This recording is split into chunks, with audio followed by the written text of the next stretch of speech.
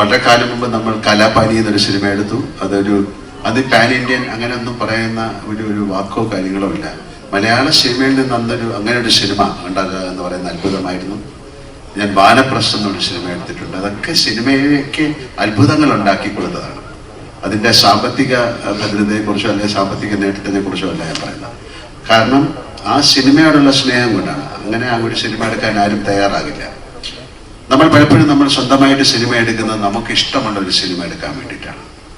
അങ്ങനെ ഒരുപാട് സിനിമകൾ എടുത്ത ശേഷമാണ് ഞാനും ആന്റണിയുമായിട്ട് ബന്ധപ്പെടുന്നത്. ആന്റണി എൻ്റെ കൂടെ സഞ്ചരിക്കാൻ തുടങ്ങിയിട്ട് 37 വർഷങ്ങളായി.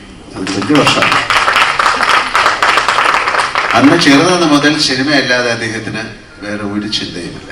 എങ്ങനെ നല്ല സിനിമകൾ ഉണ്ടാക്കാൻ പറ്റും, ഒരു ചെറിയ സ്റ്റേജിൽ നിന്ന് എത്ര വലിയ സിനിമകൾ.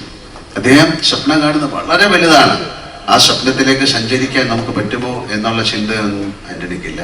അങ്ങനെ തുടങ്ങി അദ്ദേഹത്തിന് അത് സാധ്യമാക്കാൻ ഒരാളെ കിട്ടി. അതാണ് പൃഥ്വിരാജ് എന്ന് ഞാൻ വിശ്വസിക്കുന്നത്.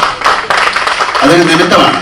അപ്പൊ അതിന് ആദ്യം പൃഥ്വിയോട് നന്ദി പറയുന്നു, മുരളി ഗോപിയോട് നന്ദി പറയുന്നു, ആന്റണിയോട് വലിയൊരു നന്ദി പറയുന്നു. കാര്യം ഇതൊരു തോന്നലാണ്. അത് മെറ്റീരിയലൈസ് ചെയ്യുക എന്ന് പറയുന്നത് അത്ര എളുപ്പമുള്ള കാര്യമല്ല.